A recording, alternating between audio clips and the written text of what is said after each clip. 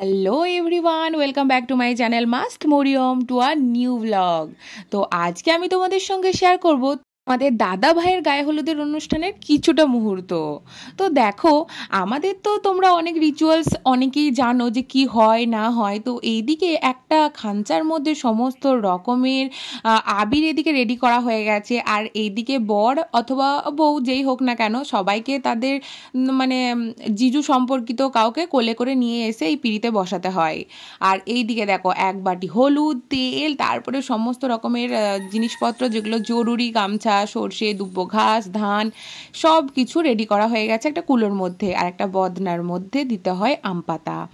তো যাই হোক, এখানে অনেক মানুষজন রয়েছেন যারা এই বিষয়ে অনেক অভিজ্ঞ এবং তারা অনেক কিছু জানেন, আর এই অনুষ্ঠানগুলো ওনারাই করে থাকেন।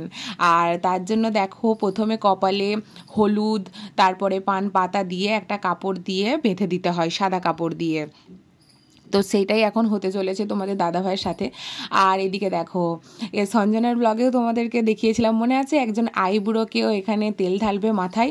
তো এখানে আইব্রো বলতে আমাদের একটা বন্ধু, দুজনেরই বন্ধু, মিউচুয়াল বন্ধু, সে মানে ওরা মাথায় আইব্রো তেলটা ঢালছে।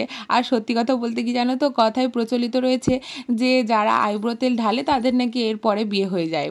আর সত্যিই আমাদের বিয়ের পরে ওরই প্রথম বিয়ে হয়েছিল, তারপরে আদার্স কারোর হয়েছিল। তো যাই হোক, কথাগুলো মিলেও যায় এক একটা, কিছুটা হয়তো ভাগ্যবশত, কিছুটা হয়তো আবার কখনো মেলে কখনো নাও মেলে। তো তারপরে যেই বর হয় তার মাথায় এরকমভাবে গামছাটা দিয়ে তার উপরে সর্ষে, দুব্বো ঘাস, তারপরে অনেক কিছু দিয়ে, কি বলে, একটা নাকফুল দেয়, একটা কয়েন দেয়, সব কিছু দিয়ে এরকমভাবে অনেক রকমের গীত পড়তে পড়তে এই রিচুয়ালসগুলো করা হয়ে থাকে। সত্যি কথা বলতে আমাদের গ্রামে গঞ্জে আর এইগুলো না আস্তে আস্তে দিন দিন যে কীরকম যেন একটা কমে যাচ্ছে। কোনো মানুষ মানে যারা আর কি এগুলো বেশি গীতগুলো জানে, আস্তে আস্তে সেই মানুষগুলোও আমাদেরকে ছেড়ে চলে যাচ্ছেন, আর এই গীত গাওয়ার মানুষের সংখ্যাও খুব কমে যাচ্ছে। যাই হোক, এই রিচুয়ালসগুলো জীবিত থাকুক, ভালো থাকুক, সবারই বিয়েতে এই অনুষ্ঠানে এই জিনিসগুলো বেঁচে থাকুক। আর দেখো, এরপর তোমাদের দাদাভাইকে ওর বৌদিরা সমস্ত মানে গায়ে হাতে সব ভালোভাবে হলুদ ঘষে ঘষে মাখাচ্ছে। এই দেখো, সঞ্জনাকে দেখতে পেলে তখন আইবুড়ো অবস্থায় ফেসটাই অন্যরকম লাগছে।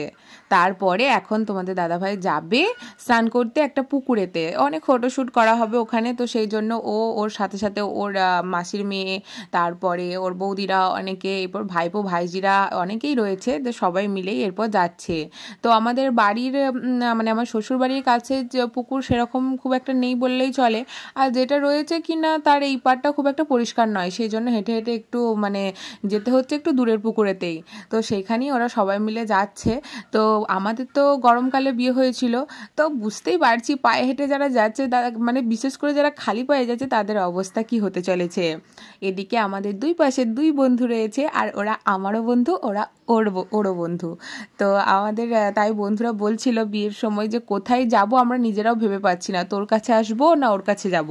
কারণ গ্রামে বিয়ে, বন্ধুদের মধ্যে বিয়ে, সেহেতু বন্ধুগুলোও সব একদম এক হয়ে গেছে। এরপর সবাই বলছে এর বাড়িতে যাবো না ওর বাড়িতে যাবো, এর বাড়িতে গেলে তুই রাগ করছিস, তোর বাড়িতে গেলে ও রাগ করছে। তো এই করে করে যাই হোক, দেখো অবশেষে এই হিরোর মতো পোজ দিতে দিতে তোমাদের দাদাভাই স্টার্ট করে ফেলেছে নিজের ফটোশ্যুট। এরপর ওকে বলে বলে দিচ্ছে ক্যামেরাম্যান কাকুরা, আর ও করে করে যাচ্ছে। এখান থেকে স্নান করা কমপ্লিট হয়ে গেলেই এই রিচুয়ালটা তোমাদের দাদা ভাইয়ের এখনকার মতো শেষ। এরপর সবাই মিলে বাড়ি ফিরে যাচ্ছে। নেক্সট ভিডিওতে শেয়ার করবোই, তোমরা অবশ্যই চ্যানেলটা সাবস্ক্রাইব করে দিও।